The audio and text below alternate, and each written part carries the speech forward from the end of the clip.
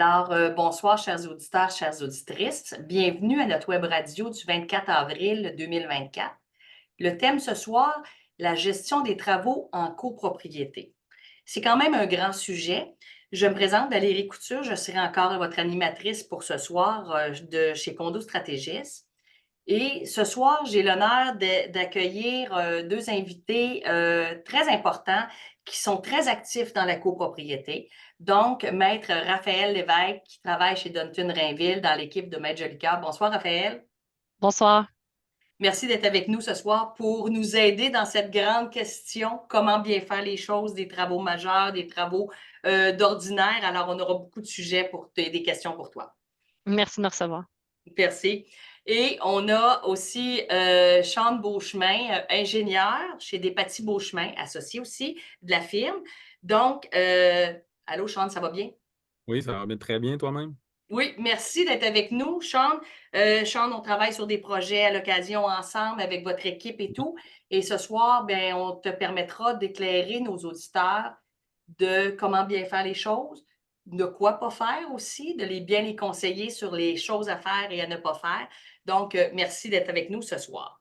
Donc, la commandite ce soir est Despatie Beauchemin, consultant. Donc, je tiens à souligner que nos invités et les gens qui travaillent autour de la web radio sommes tous bénévoles et on remercie Despatie Beauchemin pour le commandite ce soir qui permet à Condo Légal d'alimenter, de conserver une belle notoriété dans un site qui transmet beaucoup d'informations qui est très précieux pour les copropriétaires et administrateurs.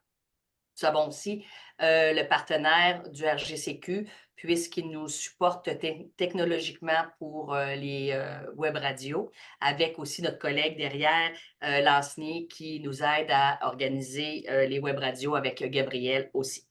Donc, ce soir, nous débutons avec une grande question pour notre web radio et je la lance directement à Maître Lévesque parce que j'aimerais qu'on commence à décrire ou indiquer aux gens qu'est-ce que sont les conséquences pour un syndicat de ne pas engager des travaux. Le tout débute avec l'article 1039 du Code civil du Québec. L'article 1039, qu'est-ce qu'il prévoit? C'est que le syndicat de copropriété, justement, a l'obligation de voir à la conservation de l'immeuble. Et également, avec le projet de loi 16, on a rajouté une phrase à cet article que je vais vous lire parce qu'elle est très pertinente. La dernière phrase se lit ainsi: elle doit notamment veiller à ce que les travaux nécessaires à la conservation et à l'entretien de l'immeuble soient effectués. Donc, dès l'introduction de la section, on indique toutefois que le syndicat a cette obligation-là de pourvoir aux travaux qui sont nécessaires à la conservation et à l'entretien de l'immeuble. Donc, ça, c'est l'obligation qui est mise sur la table. Ensuite, quelles sont les conséquences de ne pas y voir? Bien, on arrive à l'article 1077 du Code civil du Québec, où est-ce qui prévoit le syndicat est responsable des dommages causés aux copropriétaires ou aux tiers par le vice de conception ou de construction ou le défaut d'entretien des parties communes sans préjudice de toute action récursoire. Qu'est-ce que ça signifie? C'est justement pour faciliter le dédommagement des copropriétaires en copropriété divise. C'est-à-dire que si le syndicat, par exemple, fait défaut d'entretenir les parties communes ou on a, par exemple, un vice de construction, on s'entend que ce n'est pas nécessairement le syndicat qui est responsable étant donné que ce n'est pas lui qui a construit, mais c'est quand même le syndicat qui va être responsable de dédommager les copropriétaires qui pourraient en subir des conséquences ou des dommages, mais sans préjudice toutefois à leur recours récursoire. C'est-à-dire que si le syndicat de copropriété, bien, effectivement, décide de poursuivre le promoteur ou l'entrepreneur qui est fautif, qui a exécuté les travaux initialement ou des travaux de réparation qui ont causé les dommages, mais le syndicat va dédommager le copropriétaire qui a subi des dommages, mais ensuite va se retourner contre le promoteur ou l'entrepreneur fautif pour pouvoir lui réclamer ces dommages-là qu'il aura payés au copropriétaire. Donc, c'est pour faciliter le dédommagement des copropriétaires en copropriété. Donc, par rapport à ça, justement, il y a une décision récente qui est très pertinente, je crois, de mentionner C'est une décision qui a même fait l'objet d'articles de journaux. C'est la décision Robitaille qui a été rendue par la Cour du Québec le 16 février dernier en matière de copropriété. Pour faire une histoire courte, il y a des copropriétaires qui ont acheté un condo, je pense, au 6e étage de la dite copropriété. C'était à Rosemont, à Montréal. Et puis, 3 ans après leur acquisition, ben, ils se sont rendus compte que l'eau chaude commençait à manquer puis qu'il fallait faire couler pendant plusieurs minutes pour pouvoir avoir accès à de l'eau chaude. Donc, les deux copropriétaires contactent le syndicat de copropriété, les informent de la situation et on leur répond que c'est normal parce que c'est l'hiver notamment. Donc, après plusieurs avis relancés, le syndicat n'agit pas, ne mandate pas de professionnels, ne mandate pas d'ingénieurs, d'architectes ou de technologues ou peu importe le professionnel pour investiguer la situation, ni de plombier. Et après 4 ans, la situation n'était toujours pas réglée. Donc, le tribunal, ce qu'il est venu dire, en fait, c'est les copropriétaires, bien entendu, qui poursuivaient le syndicat de copropriété en dommages parce qu'ils ont finalement vendu l'immeuble, mais ils poursuivaient pour la perte de jouissance et les dommages qu'ils avaient subis pendant ces 4 années-là où le syndicat était resté inactif. Le tribunal est assez sévère envers le syndicat et lui dit que c'est complètement déraisonnable et négligent d'avoir attendu 4 ans pour faire investiguer la situation et qu'il aurait dû, dès le départ, dès le premier avis, faire investiguer la situation par des professionnels pour identifier le problème et finalement le faire corriger. Donc, dans un cas comme ça, le tribunal est venu à condamner le syndicat de copropriété à 22 000 dollars.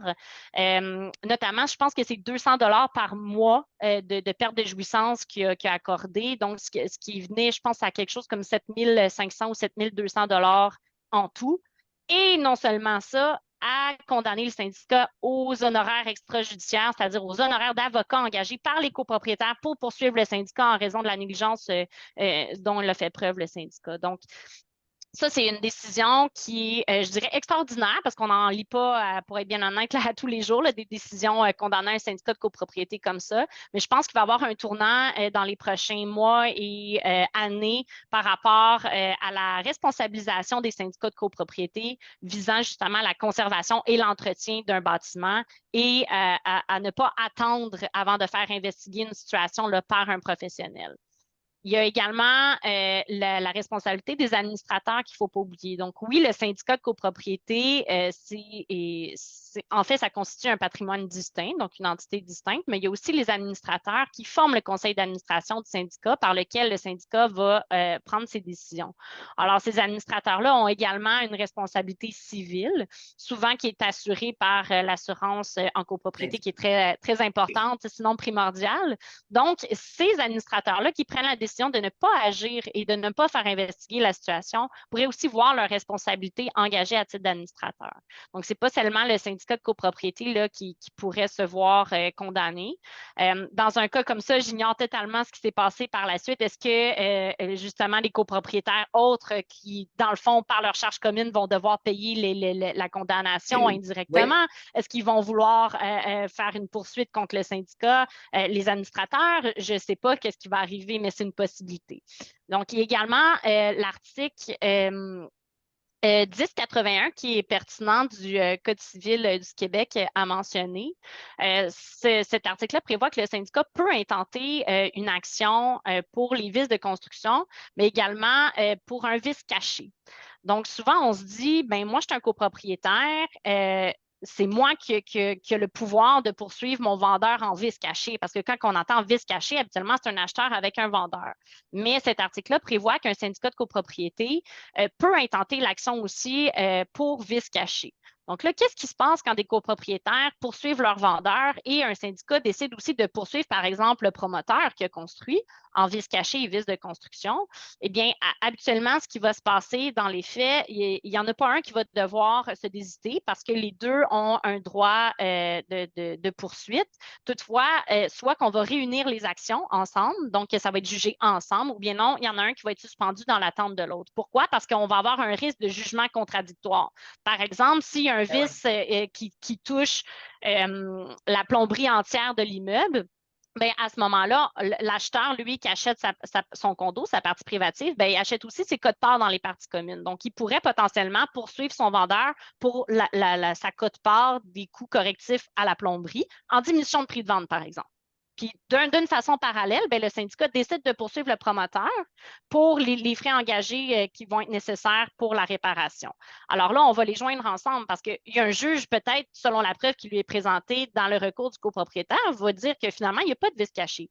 Alors que dans l'autre recours avec le syndicat, un juge pourrait déterminer, selon la preuve qui est présentée, qu'il y en a un vice caché. Donc là, on se retrouverait avec les mêmes faits, les mêmes vices, mais deux jugements qui sont contradictoires. Donc, dans un cas comme ça, ce qui va arriver, c'est qu'on va les réunir ensemble. Et un autre élément important, le syndicat de copropriété, même s'il peut intenter une action contre le promoteur, par exemple, pour vice caché, pour avoir de l'argent, donc pour être dédommagé pour les travaux correctifs, par exemple, ben, il ne peut pas lui demander l'annulation de la vente. Alors que le copropriétaire, lui qui achète sa fraction, mais peut demander l'annulation de la vente si les vices sont importants. Là, on rentre dans les critères d'un vice caché, la gravité nécessaire pour demander l'annulation, mais sachez que c'est possible pour un copropriétaire de demander l'annulation de sa vente ou la résolution qu'on appelle plus communément pour être plus précis. Donc, la résolution de la vente, mais le syndicat de copropriété, lui, ne pourra pas demander la résolution d'une vente à laquelle il n'est pas parti, tout simplement. Non, OK. Donc, tout ça pour dire que c'est complexe, les poursuites en matière de travaux lorsqu'ils sont mal exécutés ou lorsqu'un syndicat n'effectue pas les travaux, mais que c'est important de ne pas rester inactif et c'est ça, inactif et d'agir. Ben, je pense que je vais faire un peu de pouce là, sur ton commentaire sur le jugement Robitaille, mais je pense qu'on est dans le mot qui regroupait, le mot que tu as dit le plus souvent dans tout ça, c'était engagement, la responsabilité. Je pense que de refuser d'engager un professionnel, que ce soit un architecte ou un ingénieur, pour réussir à trouver la problématique de pourquoi il n'y a plus d'eau chaude au 6e étage pour un coût de quelques milliers de dollars, là, je vais dire 2000 dollars pour faire un chiffron, là, pour finalement devoir en payer 22 000, ben, à mon avis, à moi, c'est un gros manque là, de jugement de la part du syndicat de copropriété parce que dans le fond, le but d'un ingénieur ou d'un architecte, dans le fond, son rôle, c'est premièrement protéger le public puis essayer de trouver une solution à la problématique qui est vécue par le syndicat de copropriété. Là. Donc, on a une responsabilité là, envers le client lorsqu'il nous engage. Donc, le syndicat de copropriété transfère à totalité ou presque de la responsabilité qu'il prend en ne voulant pas payer un professionnel pour finalement devoir payer 22 000. C'est un peu un non-sens à mon avis, à moi. Absolument. C'est un très bon point. Raphaël, ce que tu nous as expliqué, c'est très, très dangereux de ne pas faire quelque chose. Et comme Sean vient de dire, c'est que le syndicat, sans savoir ce qui se passe, doit quand même intervenir dans un délai raisonnable. Surtout, on parle pas d'eau chaude, pas de, tu sais, je sais pas moi, tu sais, on a souvent des problèmes d'infiltration d'eau, etc. Mais le syndicat se doit toujours de faire quelque chose. Dans le sens, et comme c'est assez clair, Sean, ce que tu as dit, c'est de transférer la responsabilité envers quelqu'un d'autre qui a les compétences pour aider le syndicat. Mais est-ce que je me trompe, Maître Lévesque, là, je vous adresse un peu une question, mais est-ce que je me trompe si le syndicat de copropriété doit débourser le 22 000 vous avez dit tantôt, ça se pourrait que le syndicat en tant que tel se fasse poursuivre par le reste des copropriétaires. Donc, eux autres ont une assurance responsabilité civile, mais donc 3 ou 4, 5 personnes pour économiser de l'argent de 70 personnes vont se faire poursuivre personnellement en tant qu'administrateur? Oui, là, on rentre dans un cercle vicieux un peu. Pourquoi? Parce que le 22 000, si le syndicat doit le payer, il va aller le chercher dans son patrimoine. Le patrimoine du syndicat, c'est qui le paye? C'est les copropriétaires, l'ensemble des copropriétaires. Donc, c'est l'ensemble des copropriétaires indirectement qui va payer les dommages à ces deux copropriétaires-là. Et là, ensuite, si un copropriétaire dit, ben moi, c'est les administrateurs, c'est eux qui n'ont pas agi. Donc, moi, je veux poursuivre en responsabilité les administrateurs. Fait que là, c'est sûrement l'assurance qui va embarquer dans le dossier. Mais les primes d'assurance, qui les paye? C'est l'ensemble des copropriétaires aussi. Est-ce que ça va faire augmenter la prime? Est-ce que la franchise? Donc, c'est tous des éléments qui s'interrelient et qui créent justement un entremêlement de poursuites de dommages, alors qu'il suffisait pour le syndicat initialement, qui n'avait pas les compétences sûrement pour déterminer c'était quoi la source, le problème, ben, de mandater un expert qui émette un avis écrit. Ça les aurait protégés. Moi, j'ai fait mon nécessaire. Mon expert me dit justement qu'il n'y a rien à faire, que c'est normal, par exemple. Ben, OK, mais j'ai un avis écrit. Fait que moi, après ça, ma responsabilité n'est pas engagée. J'ai fait le nécessaire pour obtenir un avis d'un expert. Donc, je suis tout à fait d'accord de dire que c'est mieux de prévenir que guérir, encore une fois, parce qu'après ça, il va y avoir des poursuites à plus finir. Puis finalement, ben, c'est les copropriétaires qui vont payer là, indirectement. C'est les copropriétaires qui vont payer. C'est les copropriétaires qui ont payé leur charge commune, j'imagine, et qui ont été lésés parce qu'ils n'ont pas eu. On s'entend, là, on est quand même dans une ville comme Montréal, puis au Québec, pas avoir d'eau chaude, c'est un peu bizarre. On va se dire ça comme ça. Là, on n'est plus en l'ancienne où on allait au puits à l'extérieur chercher de l'eau, la faire bouillir par la suite. Mais c'est intéressant ce que vous dites. Puis j'espère que les gens qui sont administrateurs qui nous écoutent vont comprendre que puis je veux pas avoir de l'air pas le fun de dire ce que je vais dire, mais on n'a pas les moyens en copropriété d'être cheap. Parce que si on ne fait pas ce qu'on a, et là, cette histoire-là, on parle d'un cas particulier, mais qui est excellent pour le sujet qu'on couvre, c'est qu'on parle probablement de la première investigation de faire venir un plombier. Peut-être que le plombier n'aurait peut-être pas trouvé, mais après ça, on tombe avec un plombier qui dit, je vais te référer un ingénieur en mécanique, par exemple, pour venir voir. Et là, à partir de là, Raphaël, vous avez dit, la responsabilité des administrateurs, elle est comme déjà couverte par une assurance de j'ai fait quelque chose. C'est sûr. C'est la négligence, c'est le manque d'entretien parce que je me rapporte encore à l'article 1039. C'est quoi? C'est l'entretien et la conservation de l'immeuble. Donc, tout ce qui est nécessaire à l'entretien et à la conservation, c'est une obligation qui revient au syndicat de copropriété. Tout à Donc, fait, effectivement. absolument. Puis les montants aussi là, du jugement, c'est pour un manque d'eau chaude ou de l'eau chaude qui vient trop tard. Mais quand c'est des infiltrations d'eau récurrentes qui empêchent de jouir de façon substantielle, qui créent des moisissures ou quoi que ce soit, qu'est-ce qui arrive après 2, 3, 4, 5 ans quand la situation n'est toujours pas réglée? Les sommes sont astronomiques. Là. On n'est plus dans le 22 000. Là. Non, ça, c'est sûr, c'est certain. On a déjà une question de Mme Jacqueline Philippe. Qu'arrive-t-il lorsque l'ensemble des copropriétaires ont signé un emprunt commun? Ah, OK, c'est peut-être pas, mais je vais quand même la poser. Raphaël, qu'est-ce qui arrive si l'ensemble des copropriétaires ont signé un emprunt commun pour de gros travaux et qu'un copropriétaire vend? Quels sont les risques? Mais là, il y a deux types d'emprunts aussi possibles. Il y a le syndicat et il y a un emprunt aussi qui est du collectif. Donc, quand chaque copropriétaire peut justement emprunter lui-même par code-part. Donc, ça dépend quel type d'emprunt. Mais lorsqu'un copropriétaire vend, c'est à lui de prévoir avec l'acheteur qu'est-ce qui va arriver avec ces fonds-là également. Si lui-même, personnellement, il a signé un titre de débiteur, bien, il doit avoir une transaction ou quelque chose qui est convenu avec l'acheteur. Alors que si c'est le syndicat qui emprunte, bien là, c'est différent. Ça va être le syndicat qui va demeurer le débiteur là, du prêt. Là. Fait que ça dépend quel type de prêt on retrouve. Là. Merci beaucoup. Mais ça éclaire quand même, Madame Philippe. Entrons, continuons dans le vif du sujet. Donc, on a des grands travaux à faire. Raphaël, tu es tombé sur un autre exemple qui est relativement commun, des infiltrations. Sean, tu l'as dit. Donc, on est un syndicat de copropriété. Il y a de l'infiltration d'eau. Là, le syndicat ne peut pas dire non, non, non, c'est pas vrai, ou ça ne rentre pas assez vite, il n'y a pas assez qui rentre, etc. Donc, cher administrateur ou copropriétaire, sachez que le syndicat doit intervenir. Donc, si c'est l'enveloppe, il se doit d'intervenir. Sean, comment on commence une situation soit de travaux à faire suite à une problématique? Et après ça, je vais te demander la même question, mais pour les travaux qui seraient d'entretien du fonds de prévoyance, dans le sens d'un remplacement de partie commune. Qu'est-ce qu'on fait pour bien organiser notre syndicat puis éviter de se faire potentiellement poursuivre parce qu'on n'a pas fait les choses, qu'on n'a pas bien fait les choses?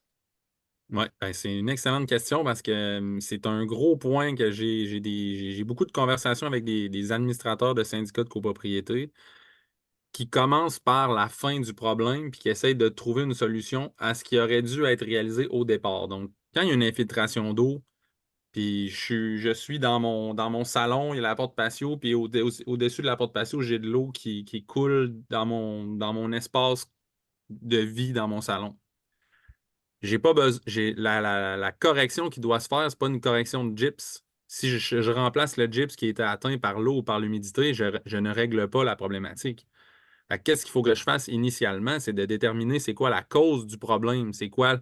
Est-ce que c'est parce que l'eau rentre de 3 étages plus haut? Est-ce que c'est parce qu'il y a un tuyau qui passe au-dessus de ma porte patio qui coule puis ça provient de chez le voisin, etc. Donc, Moi, personnellement, je préconise toujours la planification en avant-projet, donc d'essayer de déterminer la cause, même si ce n'est pas de faire une expertise complète, de juste venir euh, vérifier qu'est-ce qui pourrait être la cause. Puis après ça, ben, une infiltration d'eau, là, on tombe dans le type de problème que c'est de l'essai-erreur, dans le sens que le professionnel va déterminer, il va donner une hypothèse sur la cause principale, va essayer de soit de confirmer ou d'infirmer si son hypothèse était bonne, puis ensuite de ça, va pouvoir faire les travaux qui sont requis par rapport à cette infiltration d'eau-là, tu sais. Fait qu'il y a un avant-projet, puis après ça, ben, je fais un parallèle, pas un parallèle, mais j'ouvre une parenthèse, tu sais, l'estimation des coûts qui sont reliés à ça. Si quelqu'un me demande, si j'arrive devant un gyps qui a eu un cerne, puis il me demande comment ça coûte réparer ça, ben, je vais dire 500 dollars plus ou moins 20 000 parce que j'ai aucune idée de qu'est-ce qui peut se passer. Si c'est une colonne de plomberie qui part du 11e étage puis qui descend au premier puis qui coule dans mon mur à moi, ça se peut très bien que pour trouver la cause de l'infiltration d'eau, ça coûte une fortune d'ouvrir tous les murs. Pour déterminer combien ça coûte, il faut absolument trouver la cause. Fait que lorsque le syndicat de copropriété décide de fonctionner, est-ce qu'on va trouver la solution en fonction du coût ou on va trouver la solution en fonction de on veut régler le problème une fois pour toutes? Fait qu'il faut prendre le problème du bon pied, à mon avis, à moi, là. Fait qu'une fois qu'on a trouvé la cause, qu'on sait combien ça va coûter parce qu'on a trouvé cette cause-là, ben, tu sais, on peut engager les professionnels, les corps de métier, donc qui sont régis par la Régie du bâtiment du Québec, puis qui vont pouvoir venir faire les travaux sur place, là, tu sais. À mon avis particulier, à moi, c'est ça les étapes principales, surtout pour une infiltration d'eau qui demande beaucoup de vérification préliminaire. Je me permets de te faire une pause parce que je t'ai posé deux questions, mais là, tu as parlé de la régie du bâtiment, des Oui, gens qui ont des cartes de compétences. oui. Peux-tu nous expliquer, parce que je suis sûre qu'il y a plusieurs auditeurs qui ne sont peut-être pas à l'aise avec exactement la mission de la RBQ, puis des fois, on se fait dire, oui, il y a une carte de la RBQ, mais puis il y a des cartes de la CCQ, puis tu sais, les gens mélangent tout ça. Oui. Donc, Ben, il la faudrait qu'on RBQ, clarifie ça. ouais, excuse-moi. La RBQ, elle s'occupe de la qualification professionnelle des entrepreneurs, donc des compagnies, puis de l'application des lois et des règlements du domaine de la construction, comme le Code de construction du Québec. Bon, ça affaire à faire appliquer les règlements de sécurité du bâtiment, là. Donc, loi 122 en fait partie, loi sur les tours d'eau, loi sur les gicleurs.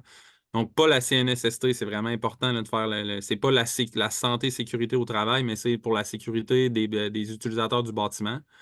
Puis il peut donner des amendes aux entrepreneurs qui ne respectent pas justement leur règlement là, de la régie du bâtiment. Alors que la CCQ, c'est responsable de l'application de la loi sur la relation de travail, la formation professionnelle des travailleurs, la gestion de la main-d'œuvre dans l'industrie de la construction au Québec. Donc, il va donner des cartes de compétences, va gérer les bassins de disponibilité de ces cartes-là par type de métier, là. Fait que c'est vraiment deux éléments distincts. Des gens, des gens particuliers ont des cartes de compétences, puis ensuite de ça, peuvent avoir une entreprise, puis après ça, vont engager des gens avec des cartes de compétences, mais l'entreprise va être accréditée, ben, je ne sais pas si c'est le bon mot, mais va faire partie de la régie du bâtiment, la licence, en ayant sa licence, puis en ayant les examens pour être propriétaire d'une entreprise RBQ. Parfait. Puis avec ça, le syndicat, lui, il doit s'assurer que l'entrepreneur a une carte de compétences, mais il n'y a pas à s'assurer de la suite de la CCQ et ces choses-là. Exactement. Il doit juste déterminer si son entrepreneur qui est engagé est membre en règle, membre en, membre En en règle? règle de la Régie du bâtiment du Québec. OK. Puis cette régie-là peut aussi se retourner contre le syndicat aussi. Donc, s'il y a des situations problématiques sur un syndicat, je ne fais pas fausse route en disant que la RBQ pourrait émettre certaines recommandations. Bien, ça, c'est une excellente question. En fait, je pense pas que je suis en mesure de répondre à 100% à ta question, mais je sais que la RBQ va protéger ses membres. Donc, lorsque, par exemple, un syndicat de copropriété fait appel à un ingénieur ou un architecte pour faire une expertise sur un travail qui aurait été réalisé par une entreprise de la RBQ, ben, la RBQ va, à toute fin pratique, essayer de défendre son membre qui serait fautif aux yeux du syndicat de copropriété pour faire une contre-expertise, par exemple, pour essayer de déterminer que la personne ou l'entreprise membre de la RBQ a bien fait son travail. OK, OK. Puis là-dessus, juste sur la RBQ, je ne veux pas qu'on passe plus de temps, mais c'est important de démystifier ça parce que les gens en entendent parler.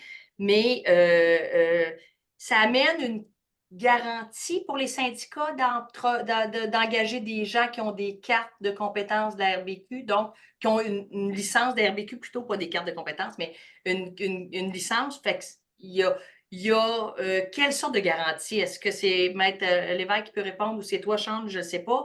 Mais quelles sont les garanties d'en prendre un entrepreneur RBQ? Ouais, ben, Mhm. je peux faire un peu de chemin là-dessus. C'est sûr qu'il y a un cautionnement RBQ qui est requis là, de tous les entrepreneurs. Lorsque c'est en général, c'est 40 000, spécialisé, c'est 20 000. Donc, par exemple, lorsqu'une entreprise en construction soit fait faillite, coquille vide, puis qu'on obtient un jugement, ben, à ce moment-là, il y a une procédure à suivre de réclamation pour obtenir le cautionnement RBQ, sans entrer dans les détails, puis les critères de validité d'une réclamation, ben, habituellement, ben, on va ouvrir, quand une réclamation est acceptée par l'RBQ, ben, on va ouvrir un dossier pendant 6 mois et toutes les victimes, je vais les appeler comme ça, qui ont des réclamations à faire valoir contre l'entrepreneur, peuvent soumettre une réclamation à l'RBQ. Puis à la fin de la période de 6 mois, ben, on va regarder au prorata ou s'il y a seulement un réclamant, puis ensuite on va contacter la caution là, pour obtenir. Mais ce n'est pas des montants astronomiques encore une fois. Toutefois, ben, ça garantit effectivement au syndicat les compétences de l'entrepreneur avec qui on fait affaire. Et aussi en matière d'hypothèque légale, c'est bon à savoir aussi pour un syndicat de copropriété, si par exemple le syndicat de copropriété fait défaut de vérifier si l'entrepreneur avec qui il transige est titulaire et détenteur en fait d'une licence. C'est facile à faire, hein, notamment on peut regarder au registre des détenteurs de licence en ligne pour voir si notre entrepreneur possède ou détient là, la licence appropriée. Si, par exemple, on oublie de faire cette vérification-là, puis que notre entrepreneur nous soumet un numéro de licence, puis nous dit qu'il a sa licence, puis finalement, il s'avère que non, mais on peut demander la radiation d'une hypothèque légale de la construction là, si l'entrepreneur ne détenait pas la licence appropriée au moment de faire les travaux. Mais bien entendu, il faut avoir ignoré qu'il ne l'avait pas. Parce que si on le savait, puis qu'après ça, Oui, on ne peut pas demander à avoir le beurre et l'argent du beurre, bien entendu. parfait. Donc ça éclaire Oui. j'imagine que ça éclaire plusieurs choses dans la tête de nos administrateurs et nos copropriétaires.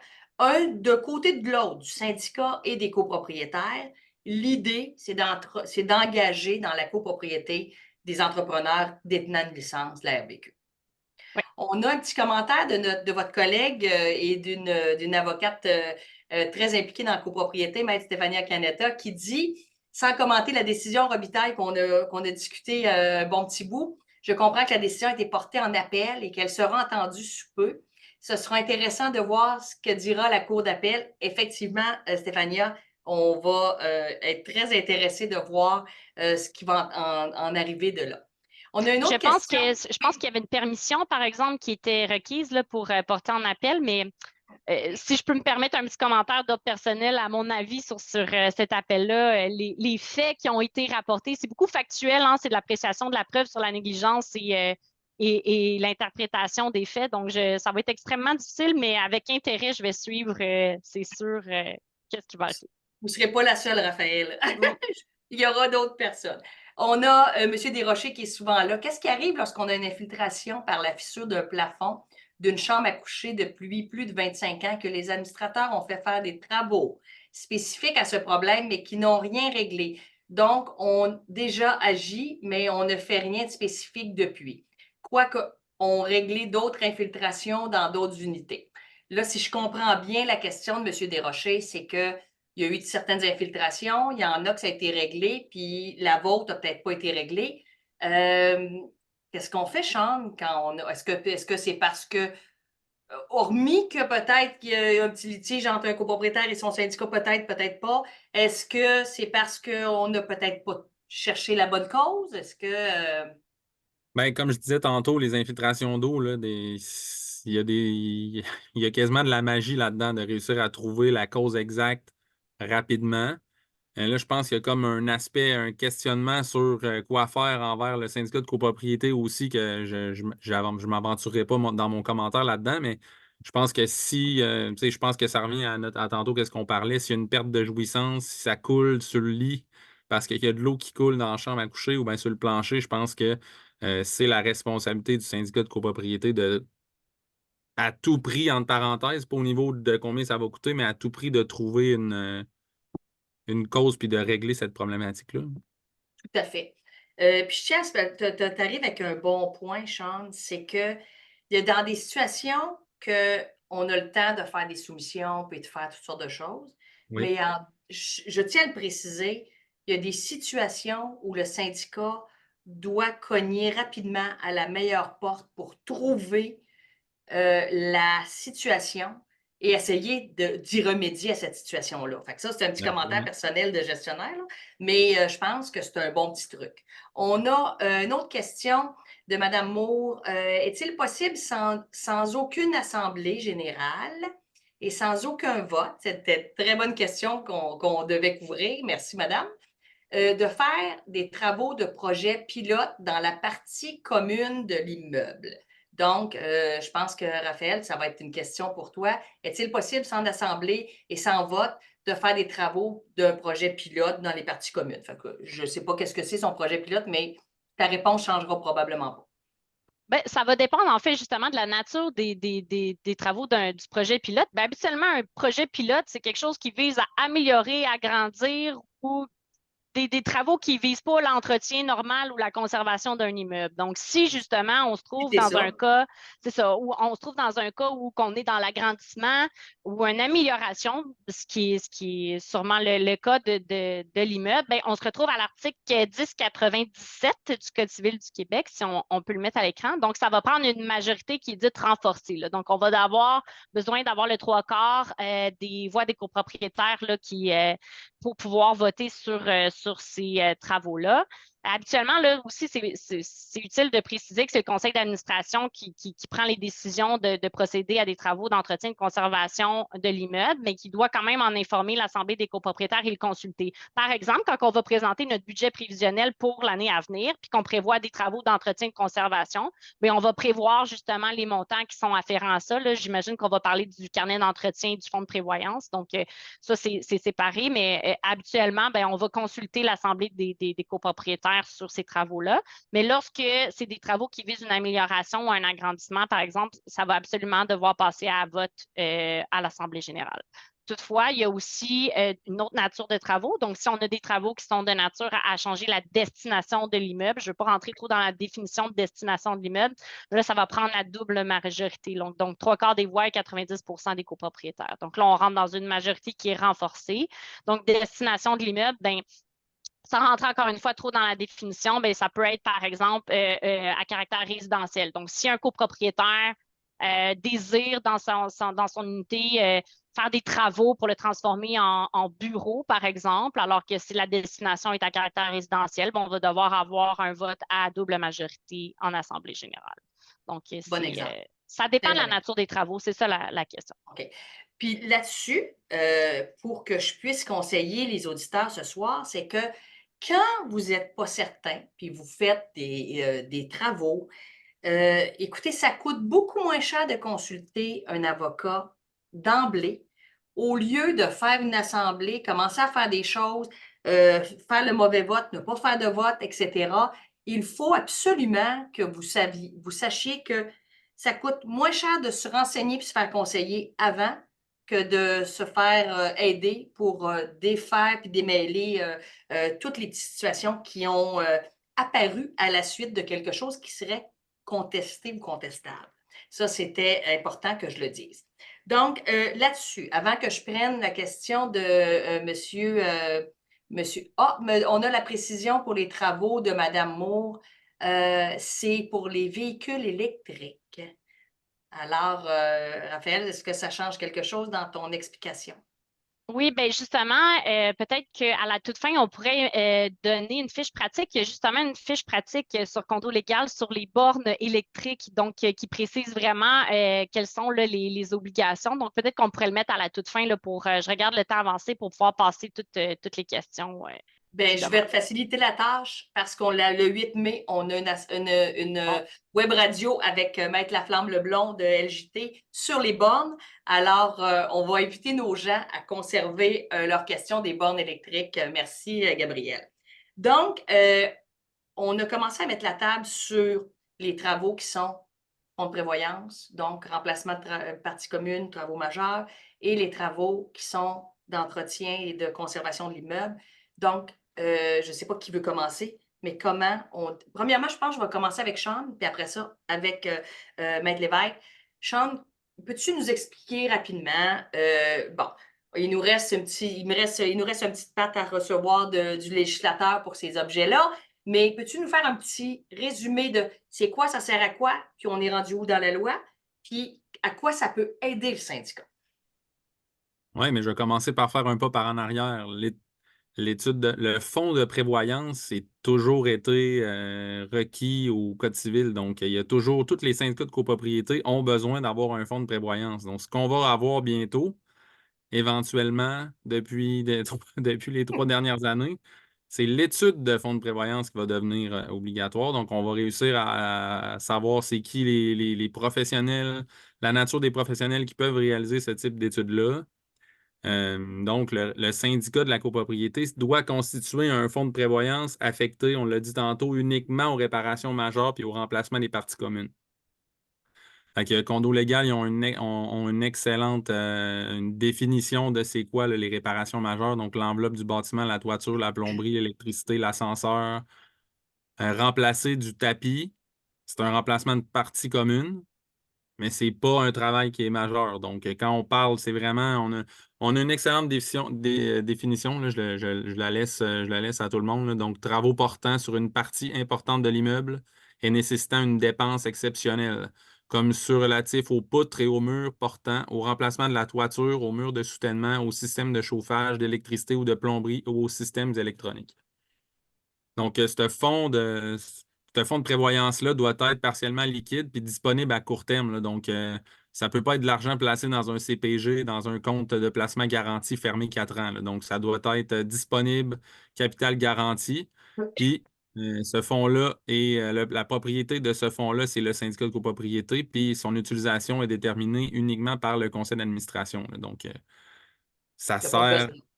Ça sert à faire des travaux lorsqu'on en a besoin. Donc, quand on a un remplacement d'une partie qui est existante pour juste pour l'entretien donc de l'immeuble, c'est directement dans le fonds de prévoyance. Donc, on remplace par la même chose, mais elle est fatiguée, elle est usée, la toiture, on est rendu à son temps, ben, elle est financée par le fonds de prévoyance. Exactement. Parfait. Le carnet d'entretien, lui? Le carnet d'entretien, il faut voir ça comme mettons, le carnet d'entretien d'un immeuble, peu importe le nombre d'unités, il faut voir ça comme un carnet d'entretien d'un véhicule. Donc, je donne un exemple. La tonte du gazon d'un bâtiment, ça ne sert pas à entretenir les parties communes d'un bâtiment et de maintenir les composantes en bon état. C'est comme faire nettoyer le véhicule. Ça n'a aucun impact sur les composants du véhicule. Donc, qu'est-ce qui se retrouve dans un carnet d'entretien? Puis le parallèle avec le véhicule, il est encore bon. Il faut le voir vraiment. Donc, l'état de l'immeuble, ça doit être consigné dans le carnet d'entretien. La planification des réparations majeures et des remplacements. Mes freins sont à remplacer aux 50 000 km. Planification des entretiens courants et de maintenance. Donc, je dois changer mes pneus aux saisons. Puis l'historique des interventions réalisées par le syndicat de copropriété au fil du temps. Donc, avoir un historique de ce qui a été remplacé, c'est toujours bon pour savoir l'âge, surtout au niveau de la durée de vie utile de tous les composants du bâtiment. Là. Donc, je vais être en mesure de savoir quand que je vais refaire mon étude, que ça soit aux 10 ans ou aux 5 ans, là, on ne le sait pas encore. Je veux savoir c'est quoi la durée de vie utile ou la durée de vie qu'ont mes fenêtres, puis ça fait combien de temps que je les ai sur place. Là, c'est un peu ça le carnet d'entretien. Donc, c'est comme quand on veut entretenir un véhicule, je sais que je dois faire un changement d'huile à tous les 12 000 km. Donc, c'est la même chose pour un remplacement de tapis. C'est la même chose. Puis là, si on parle de justement des financements sur ces travaux-là. Donc, on dit qu'on met de l'argent dans un fonds de prévoyance. Raphaël, est-ce qu'on peut dire un peu que, bon, le carnet d'entretien, lui, il est planifié plus dans le budget annuel, dans le fond, tu sais, planifier ce qu'on a à faire, les portes de garage, etc., comme Sean a dit, là, on a donné l'exemple des voitures avec les pneus, le changement d'huile, etc., les filtres à air, ben, c'est la même chose. Notre carnet d'entretien devrait se financer par le fonds de budget d'opération ou... Euh, le carnet d'entretien, dans le fond, va prévoir différents types d'entretien. Donc, il peut y avoir autant des réparations majeures dans le carnet d'entretien que des réparations qui sont plus mineures. Donc, ça va dépendre. Le fonds de prévoyance, comme Sean l'indiquait, effectivement, c'est vraiment simplement pour des réparations majeures. Ce n'est pas pour comme justement le remplacement d'un tapis. Sinon, ben, il y a la cotisation spéciale aussi qui existe pour financer. Donc, si le syndicat n'a pas les fonds pour payer une dépense imprévue, donc on n'aurait pas prévu, ce qui arrive notamment dans le cadre de vices de construction, à ce moment-là, il peut y avoir un avis de cotisation spéciale qui est envoyé à tous les copropriétaires. Le plus souvent, sont étalés sur plusieurs mois pour payer le coût des travaux correctifs et également les professionnels qui sont mandatés là, par le syndicat de copropriété. Sinon, on l'a mentionné un petit peu plus tôt lors d'une question, il y a aussi les prêts qui sont disponibles, ce qu'on voit plus en petite copropriété. Par exemple, si les fonds ne sont pas suffisants du syndicat et que les parties ne sont pas en mesure, elles, de débourser les cotisations spéciales qui seraient nécessaires pour faire des travaux, bien, il y a deux types de prêts. Il y a le prêt que le syndicat lui-même collectif qui peut aller chercher. Donc, ça va être le syndicat qui va être débiteur. Puis, le créancier qui va émettre le prêt, bien, va aller prélever les prélèvements dans le compte du syndicat et non pas des copropriétaires séparément. Sinon, on a un autre type de prêt où est-ce que le syndicat va se charger de rassembler les copropriétaires qui sont intéressés à souscrire justement un prêt travaux. Et c'est chaque copropriétaire qui va devoir aller chercher les sommes afférentes à sa quote-part dans les travaux qui vont devoir être exécutés. Et là, à ce moment-là, ben, ça ne sera pas le syndicat, mais ça va être chaque copropriétaire qui va être responsable du prêt travaux. Sinon, ben, s'il y a un avis de cotisation qui est envoyé à tous, ben, bien entendu, chacun des copropriétaires peut aussi aller chercher un prêt pour payer sa cotisation spéciale qui existe. Donc, ça, c'est différents types de financement. Là. Les comme toi. On rappelle bien, naturellement, que la contribution spéciale ou extraordinaire qui serait demandée a été préalablement présentée en assemblée générale ou extraordinaire, mais elle a été présentée avec l'explication de elle servira à quoi, donc budget de travaux, etc., etc. Tout à fait. Merci. Juste un petit complément, là, dans les gros travaux comme stationnement souterrain là, de quelques millions de dollars de travaux, on voit maintenant des entrepreneurs qui vont financer leurs propres travaux auprès du syndicat de copropriété. Oui, absolument. Merci. Effectivement, ben écoute, c'est gagnant pour les deux. Donc, l'entrepreneur, lui, il sait comment ça va marcher et tout. Puis les copropriétaires, ben, eux autres, ils ont trouvé la personne qui est fiable pour eux, puis ils s'en vont avec ça. On a une question, c'est M. Desroches. Les fameuses parties communes à usage exclusif ou réservé, partie commune à usage restreint aussi. Si un copropriétaire d'une unité de commerce allègue que la porte d'entrée de son unité s'est détériorée parce que le syndicat n'a pas réglé une infiltration d'eau venant d'en haut, le copropriétaire étant par ailleurs responsable de l'entretien de sa porte, qui va payer pas les rénovations, mais les réparations ou le remplacement de la porte?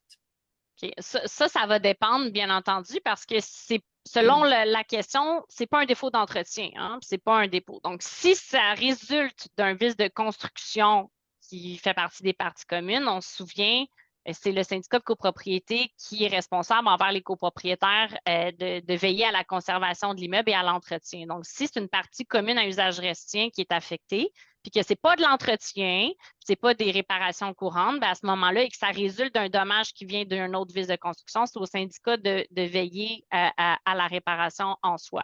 Si c'est de l'entretien ou des réparations courantes, à ce moment-là, ça serait à ce copropriétaire-là. Mais il faut toujours se rapporter aussi à la déclaration de copropriété, parce que bien que le Code civil prévoit que pour ce qui est des parties communes à usage restreint, souvent, c'est le copropriétaire qui va devoir entretenir et payer les réparations courantes, mais ce qui est des remplacements, bien, à ce moment-là, la déclaration de copropriété peut prévoir aussi que c'est ce copropriétaire-là qui va devoir le remplacer. Mais là, après ça, le remplacement est dû à cause d'un vice de construction qui résulte, par exemple, du 6e étage ou c'est dû à un remplacement normal au bout de 25 ans, par exemple, que la porte est arrivée à sa fin de vie utile. Donc, il faut toujours regarder c'est quoi la cause de la réparation qui est rendue nécessaire aussi, là. Parfait, super. J'ai des questions, je vais y revenir à un autre, mais c'est un autre Monsieur Desjardins, puis Madame Moore, je vais vous revenir aussi. Je voudrais, Sean, si tu pouvais nous expliquer, pour un syndicat de copropriété, puis peu importe l'ampleur du syndicat, parce qu'autant pour un syndicat de 6 unités, refaire des murs, des joints de briques partout à l'extérieur, des allèges à remplacer, etc., qui sont probablement, on va le souhaiter, rendus en fin de vie, puis on est dû pour faire ça. Quelles sont les meilleures étapes que tu peux suggérer? Et mon autre question, je sais que tu es un professionnel, mais je sais que c'est utile malgré qu'on est plus petit, parce que les gens pensent qu'un ingénieur, on déplace ça seulement sur une tour en hauteur, puis que sinon, on n'a pas besoin de ça. Peux-tu nous aider à aider nos administrateurs à organiser des travaux? Puis, Oui, absolument. je vais poser la question à Raphaël à la fin encore de préciser pourquoi on appelle un ingénieur ou un architecte, parce que, faut le dire plus souvent, pour aider nos administrateurs à se sentir moins mal à l'aise de se faire accompagner.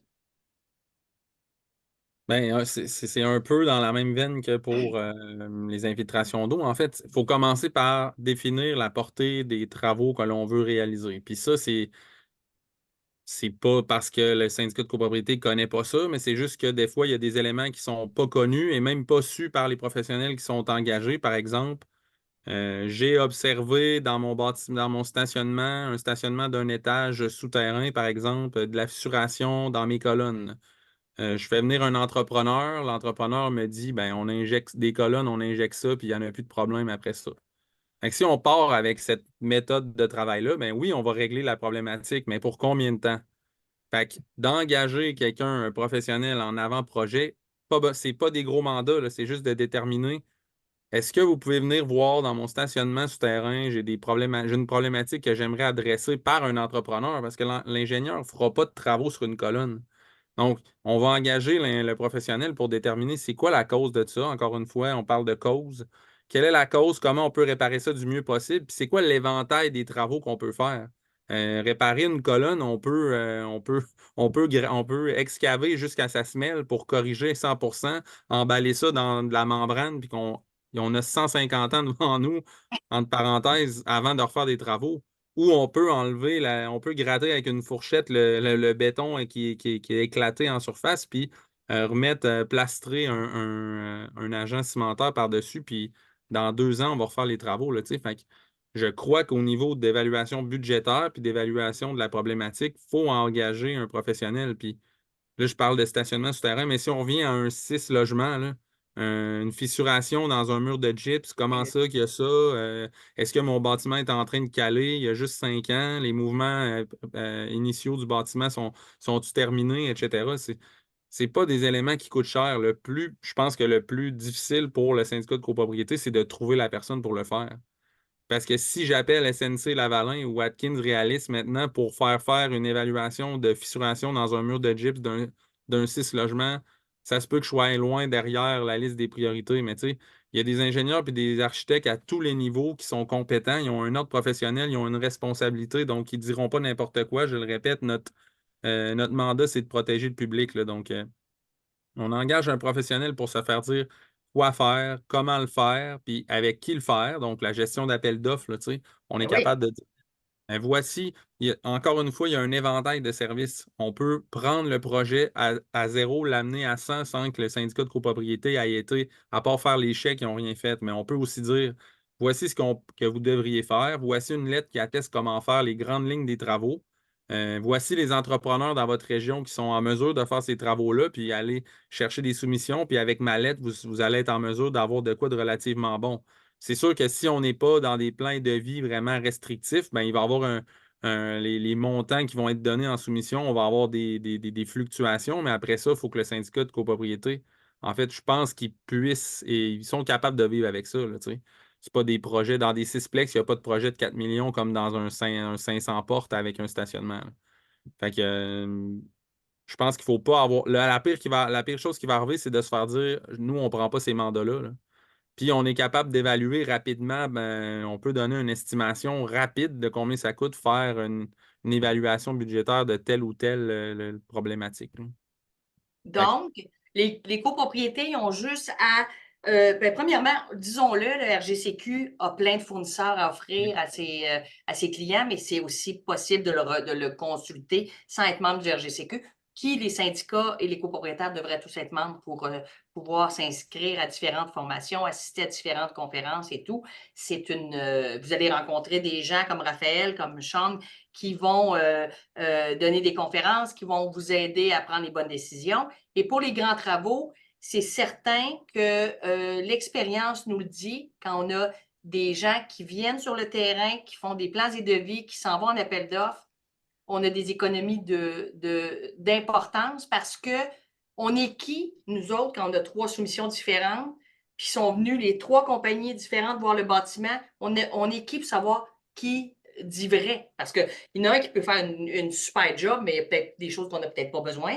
Puis il y en a un autre qui peut peut-être faire certains morceaux qui vont être bien faits, mais il y en a peut-être oublié d'autres. Fait que je passe les détails, mais le processus que Sean vient d'expliquer, donc on appelle une compagnie, on fait déplacer quelqu'un, on fait rédiger des plans et devis, des devis de travaux, et on fait faire les soumissions. Donc, eux autres, ces professionnels-là ont un bassin de fournisseurs fiables. Il y en a pour tous les gammes parce que, je le dis, la plus grande majorité des copropriétés au Québec sont très petites. Alors, il y a du monde qui ont compris aussi qu'il faut rendre des services, fait que vous pouvez avoir la même chose que des grandes copropriétés. Je vais me permettre de tout de suite aller faire quelques questions parce qu'on a une question. Où on peut trouver une liste de professionnels habilités à faire l'étude de fonds de prévoyance? Des petits beaux chemins en fond, madame. Donc, déjà, vous avez un contact. Sean, où on trouve une liste pour des professionnels qui font les études de fonds de prévoyance? sur le site du RGCQ, là, vous allez avoir un onglet dans tout ce qui est, je me souviens plus exactement le nom de l'onglet, mais c'est les membres qui peuvent rendre le service, puis vous allez dans la recherche, vous écrivez études de fonds de prévoyance, vous allez trouver une liste, là. Puis la plupart des compagnies, peu importe où vous êtes où au Québec, et fait des études de fonds à travers la province, là. Merci. Madame Ramsey, qui est responsable de superviser les travaux de réparation dus à un sinistre dans une unité privative? Là, je suis peut-être plus vers toi, Raphaël. Le SDC doit-il assurer une présence en tout temps ou une participation du coproprio? J'aime beaucoup votre question, Madame Ramsey. Je l'aime beaucoup. Alors, quelle est comment le syndicat va jusque où, Raphaël, dans un sinistre? Si c'est de la réparation, donc de la remise en état, on n'est pas dans l'amélioration non plus de l'immeuble ou quoi que ce soit. À ce moment-là, ça dépend aussi s'il y a un assureur au dossier. Est-ce que c'est l'assureur qui prend en charge les travaux? Est-ce que c'est l'assureur qui va indemniser le syndicat et puis le syndicat va mandater son entrepreneur? Parce qu'habituellement, ça va être l'entrepreneur qui va mandater, pas l'entrepreneur, le syndicat qui va mandater l'entrepreneur. Et encore une fois, je reviens un petit peu, je vais faire du chemin sur ce que Sean disait. Quand on a des sinistres qui sont importants puis qui causent plusieurs dommages, bien, à ce moment-là, c'est bien d'avoir un professionnel justement pour s'assurer que les travaux sont bien réalisés. Mais on n'a pas besoin d'avoir, par exemple, un administrateur qui est là à chaque jour pour surveiller les travaux. De toute manière, l'administrateur, bien souvent, il n'y a pas les compétences pour surveiller les travaux. Donc, bien entendu, c'est de faire affaire avec des professionnels. Donc, on a parlé d'ARBQ tout à l'heure, donc avec un entrepreneur qui a une licence à ARBQ appropriée pour exécuter les travaux, mais il n'y a pas d'obligation de surveillance journalière de la part du conseil d'administration qui doit être sur place pour surveiller, là. Effectivement, très bon commentaire. En fait, on engage des gens avec des licences parce que ce n'est pas aux administrateurs à faire la surveillance de peu importe les travaux, qu'ils soient un petit sinistre ou pas. Et si, Madame Ramsey, votre question est d'assumer une présence parce que le copropriétaire travaille et tout, je pense que d'emblée, c'est un mélange des deux, puis il faut travailler ensemble parce que les administrateurs ne sont pas nécessairement là pour être bénévoles. S'il y a quelqu'un qui doit être engagé, ça se fait. Oui, il y a du monde qui vont faire ça, mais ça coûte des frais, tout ça. Et ça se peut que ce soit obligatoire. Et le copropriétaire n'a pas à perdre du travail non plus. Fait que c'est vraiment une chimie entre les deux qui doit se faire. Monsieur, J'ai juste une seconde. vas-y. Prendre des centaines de photos au travers soit tout le temps le matin ou tout le temps le soir pour l'avancement du dossier, puis les photos quand il y a un litige ou quelque chose, on voit tout ce qui s'est passé, même si c'est à toutes les 8 heures qu'une photo est prise, on est capable d'avoir vraiment beaucoup d'informations qui va aider quand on va faire des expertises. Fait que si c'est dans une unité privée, la personne peut facilement prendre pas mal de photos, là. Très Super pertinent. bonne. Oui, très pertinent, tout à fait, absolument. On a M. Desjardins. Le syndicat veut faire l'installation de détection de fuite d'eau dans dans les unités. Pouvons-nous payer les dépenses du fonds de prévoyance car c'est le but de prévenir des dégâts? Raphaël en rafale.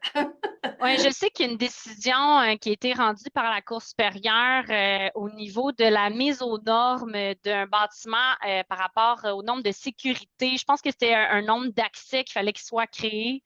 Dans un cas comme ça, le tribunal est venu dire que l'article 1097 que je vous ai mentionné du Code civil du Québec là, sur le vote justement qui devait être fait en Assemblée ne s'appliquait pas et qu'à ce moment-là, ben, c'était simplement le conseil d'administration qui pouvait veiller à apporter ces travaux-là. Je le dis sous toute réserve parce que je n'ai pas fait les vérifications pour des systèmes d'incendie, mais par analogie, j'imagine que ça pourrait rentrer dans les mises aux normes sécuritaires. Par exemple, si c'est requis par une assurance d'avoir des systèmes de gicleurs. Sinon, ben, ça serait considéré comme des améliorations aussi au bâtiment, là, si ce n'est pas considéré comme une mise aux normes Raphaël, je pense sécuritaires. qu'on parlait de détection d'eau, de fuite d'eau. Fuite d'eau. Oui.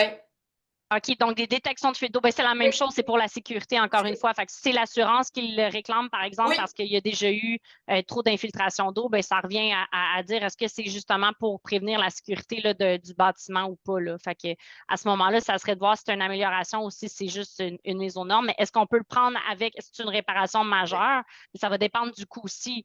T'sais, si ça coûte, je ne sais pas, moi, 5 000, faire mettre ça pour une copropriété de 200 unités, ben, ce n'est pas une réparation qui est majeure. Si c'est justement, ben, il faut mettre des détecteurs de fuite d'eau dans chacune des unités, puis ça signifie qu'il faut ouvrir tous les plafonds, qu'il faut refaire la plombe. Je ne sais pas ce que ça prend des fils électriques pour la détection qui amène à un système d'alarme quelconque qui est relié à un. Je ne connais pas ça, je ne suis pas professionnelle je suis professionnelle en construction légale, mais pas. Je Pas m'en fuite d'eau. datchonne dans un cas comme ça quand que je veux avoir des devis techniques. Donc, ça dépend c'est quoi les travaux. Là. Fait que c'est toujours de se rapporter si c'est des réparations qui sont majeures ou pas. Là. Mais monsieur, je vous réfère à la web radio du 28 février où est-ce qu'on avait l'équipe de Groupe Vigilance avec nous. Je pense que j'étais avec Maître Jolicoeur. Et on a parlé pendant 1 heure de ça, la détection. Vous allez avoir beaucoup de détails, justement, où Raphaël a dit qu'elle n'est pas à l'aise avec ça. Donc, on continue parce que j'ai une couple de questions qu'on n'a pas eu le temps de couvrir. Question, j'aimerais savoir où on se. Question ou jamais. J'aimerais savoir où on trouve ces informations quant aux différents prêts pour les syndicats de copropriété. Et pour le vote, quel que soit le prêt, doit-il être voté à l'unanimité? Ben, je sais que sur Condo Légal, je pense, si je ne m'abuse, qu'il y a une fiche sur les différentes façons de financer. Je le dis sous toute réserve. À mon souvenir, il y en avait un sur le site. Gabriel pourra nous le confirmer puis mettre le lien le cas échéant. Sinon, bien entendu, là, les principaux créanciers hypothécaires ben, peuvent répondre aux questions d'un syndicat là, par rapport aux prêts construction. Donc, ils ont souvent des départements à l'interne là, sur construction ou même copropriété. Donc, eux vont pouvoir répondre à toutes les questions par rapport aux prêts, s'ils sont vraiment des questions plus précises par rapport à ça.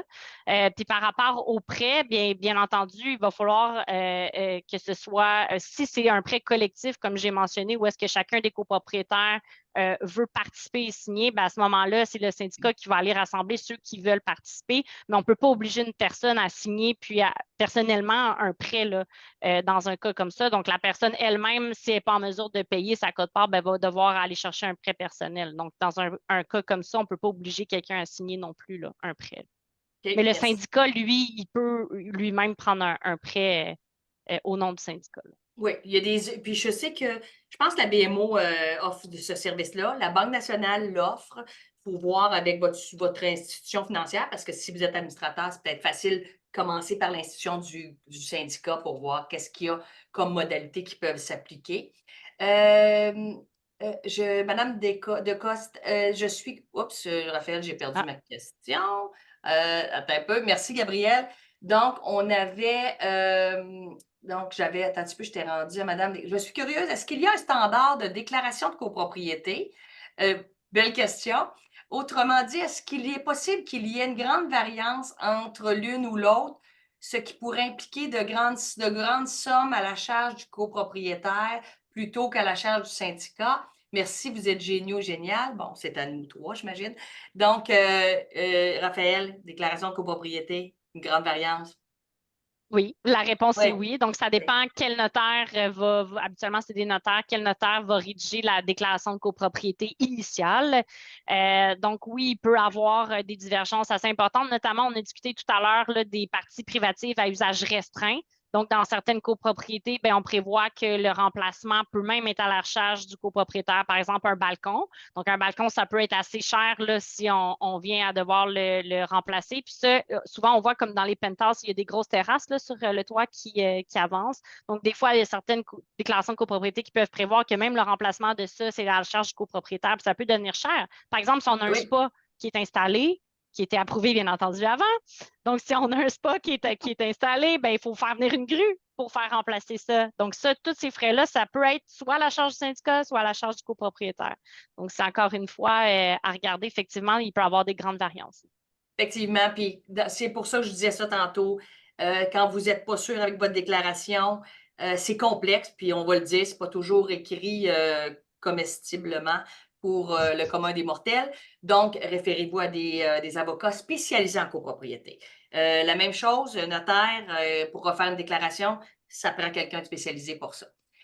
Bonne question. Lorsqu'on veut faire des travaux, exemple une toiture, Sean, y a-t-il un nombre minimal de soumissions à demander? J'ai hâte d'entendre ta réponse parce que à un moment donné, on pouvait avoir beaucoup de soumissions, puis là, je pense que c'est un peu plus complexe, puis ça vaut peut-être pas la peine d'en avoir 10 non plus. Mais ça, c'est mon commentaire. Je pense que tu as répondu un peu tantôt dans ton éditorial de gestionnaire, là, tu sais. Si j'ai besoin d'une réparation de toiture parce qu'il est parti au vent, parce qu'il ventait à 150 km/h, T'as c'est pas le possible temps que de 10.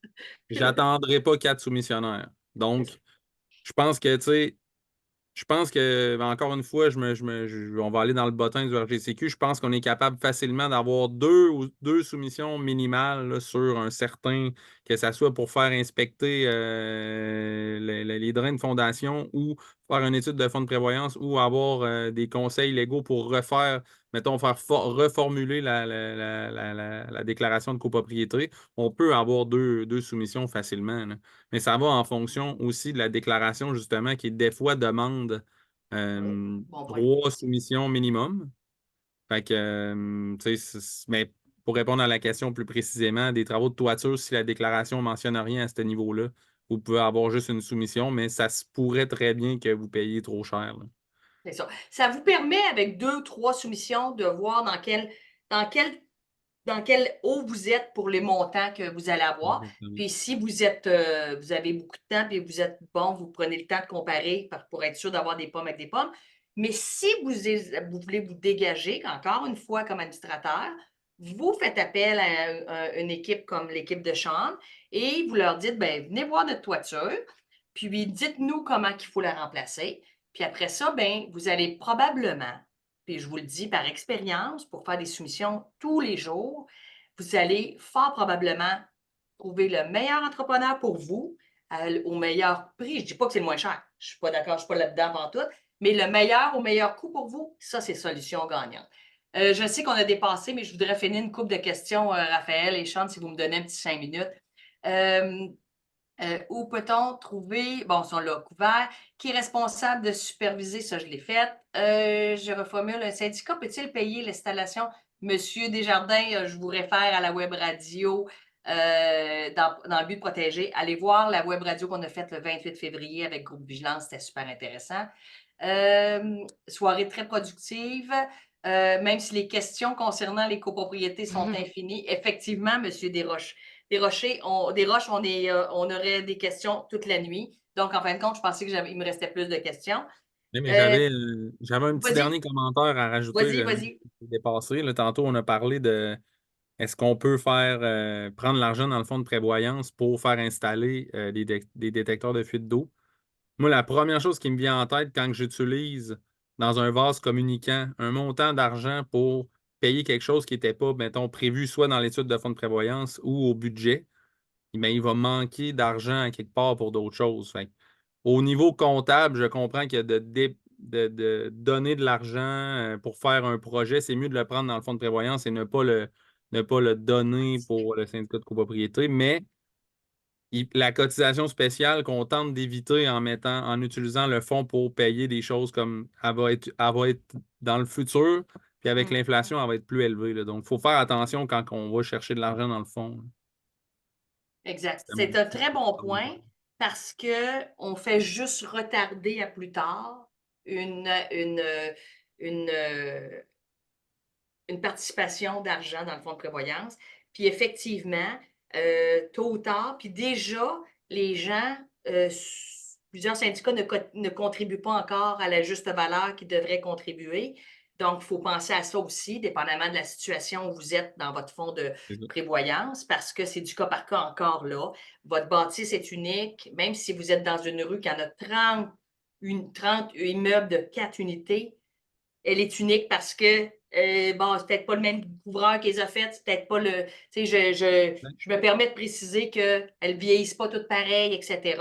Donc, en terminant, je dirais les règles pour que ça aille bien dans votre copropriété, puis traverser le temps avec les travaux et les défis que vous allez avoir, c'est de vous outiller de professionnels pour du niveau légal, des avocats, des avocates comme Raphaël qui sont spécialisés en copropriété pour vous aider à vous faire confirmer que est-ce que c'est la bonne façon que j'ai de financer, de présenter, est-ce que je ne présente pas, est-ce que je fais voter, est-ce que je ne fais pas voter, etc.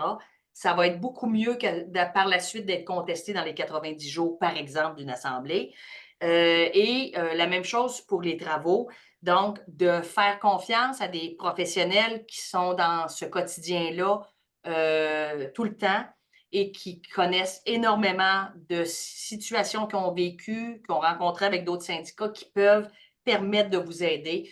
N'hésitez pas à faire appel à eux parce que vous allez sauver de l'argent. Je vous le promets, là, vous allez sauver de l'argent au bout du compte. Puis il faut être patient et ne surtout pas faire d'erreur puis de ne pas réagir quand les copropriétaires vous disent qu'ils n'ont plus d'eau, qu'il y a trop d'eau qui rentre chez eux. Peu importe la situation, le syndicat doit absolument réagir. Donc, ça serait le mot de la fin. Donc, 20h06, merci à vous tous, copropriétaires et administrateurs qui nous ont écoutés. Merci beaucoup à Sean et à Maître Raphaël Lévesque. Sean de Despatie-Beauchemin, c'est Sean Beauchemin, Raphaël de Dunton-Rainville avec l'équipe de Maître Yves Jolicoeur. Merci à vous deux d'avoir été là. On n'a même pas couvert la moitié des questions que j'avais, mais c'est pas grave. On les remettra ultérieurement. Merci, Sean, pour votre commandite ce soir. C'est très apprécié. Merci à toi pour l'animation. Merci. Merci beaucoup. Merci beaucoup. Merci au RGCQ. Il y a d'autres conférences comme ça, il y a d'autres activités qui sont données par le RGCQ. Dans un premier temps, inscrivez-vous comme membre et par la suite, vous aurez l'option d'assister à des activités très enrichissantes. Vous pouvez consulter les web radios qui sont faits. Vous pouvez consulter les fiches pratiques. Tantôt, Sean référait et Raphaël aussi référait aux fiches pratiques. C'est très simple de rentrer un mot dans la barre de recherche de condo légal et de trouver tout ce qui s'y rattache.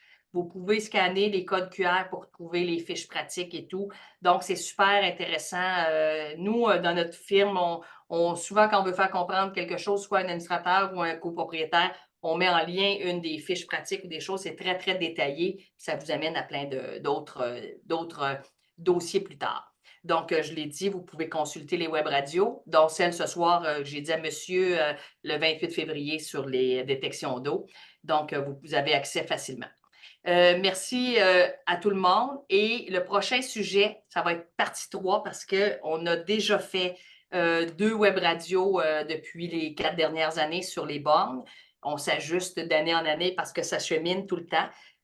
J'aurai Maître Maxime Laflamme-Leblond de LJT qui sera avec moi cette soirée-là. Et je suis en attente d'un fournisseur de très spécialisé en bornes qui sera avec nous ce soir-là. Donc, merci d'être là le 8 mai prochain à 19h. Merci. Bonne fin de soirée. Merci. Bye.